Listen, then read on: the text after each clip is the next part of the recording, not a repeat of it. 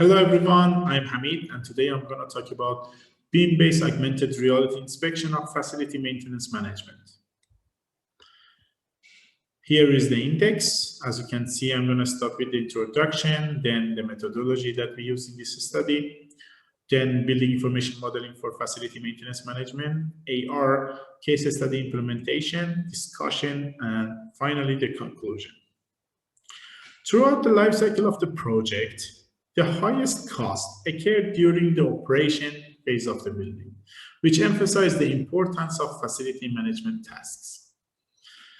These are some examples of facility management tasks. As you can see, maintenance, sustainability, space management, user satisfaction, site condition, remodeling. And among them, maintenance activity or maintenance management is really important for facility managers, as more than 65% of the total cost in buildings comes from facility maintenance management. So our aim is to develop a framework to support facility maintenance management, and as a result, optimize building maintenance strategy and decision making. In this study, we use building information modeling to get the information, and on the other hand, we use augmented reality to create an application for end user and facility managers. Let's go to the end users.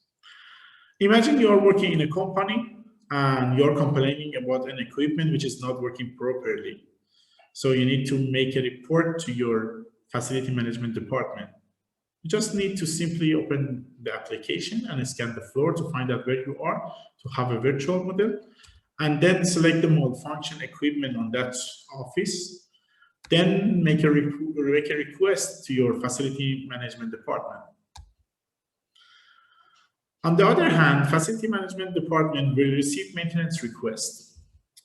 They can select the reported component and see the information associated with that equipment and also the room associated with that equipment. And then check the condition, then make the decision, and finally solve the problem. There are different platforms such as building automation system, building management systems, computerized maintenance management system that can provide us useful information as well as BIM information. However, we need more information to make better decision on maintenance activity. So in this case, we define the information and then we add it to our BIM model using parameters to host such information. When I say information, I'm talking about thermal satisfaction, type of heating, type of ventilation, maintenance history, and so on. When I say thermal satisfaction, that means we create parameters in our BIM model to find out which part of the building are satisfied or dissatisfied. To do so, we conduct a survey and we integrate it to our BIM model to find out which part of the building are satisfied and which part are dissatisfied. The facility manager can have this information regarding each room, so they can make better decision on the reported maintenance request. Okay, this information has been added to a BIM model using shared parameter. This shared parameter can be assigned to the space or equipment. Depending on the information that we have, it must be assigned to the space or equipment. Imagine, for example, maintenance history request is for the equipment, so it must be assigned to the equipment. We create shared parameter and we assign it to the equipment. Or thermal comfort satisfaction, for example. Thermal satisfaction is a parameters that, as we conduct a survey in a room, so it's related to the spaces. So this parameter should be assigned to the space. So depending on the information that we have, it must be assigned to a space or equipment. Here we have augmented reality for facility maintenance management. We use Unity to create this application. So For the graphical model, we use the BIM model to export the FBX format for the graphical model. For the non-graphical information, we use SQL Server to store and retrieve the information. We implemented this framework into our university as a case study. I'm going to play this. I don't know if you can hear that or not. If not, I'm going to talk about that. Okay, I opened the application using the camera and scanning the floor. So by scanning the floor, you can see the virtual model in your phone. Then you can walk through the building with this. Then you can also select the equipment which is not working properly. For example, I'm going to my office right now, and then you can see the air conditioning in the window.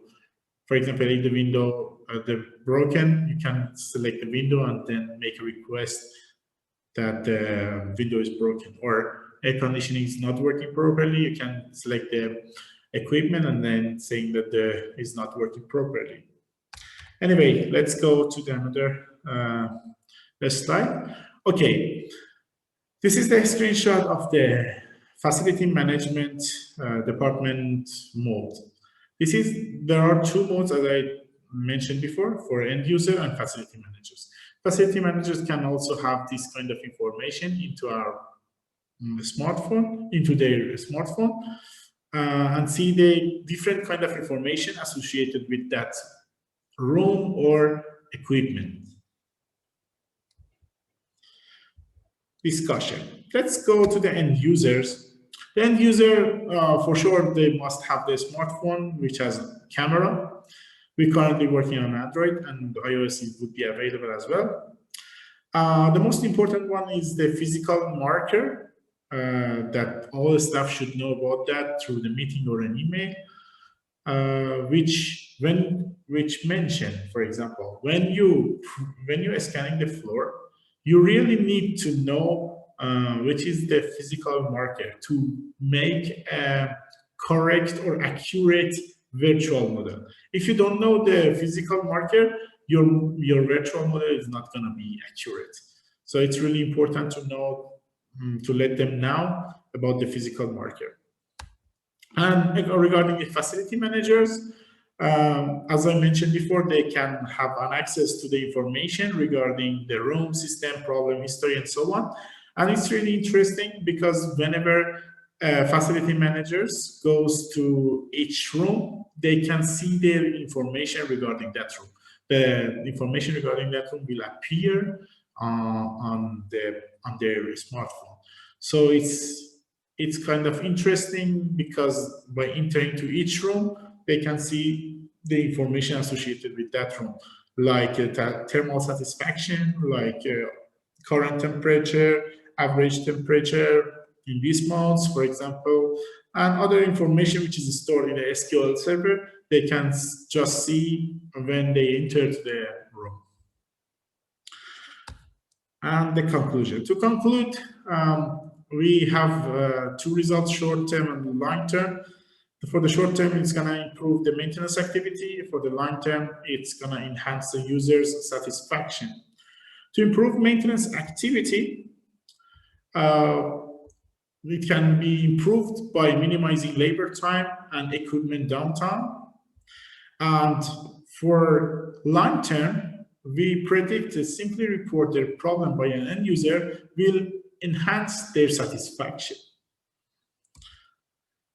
That's it. For a summary, I started with the introduction and the importance of the facility management tasks.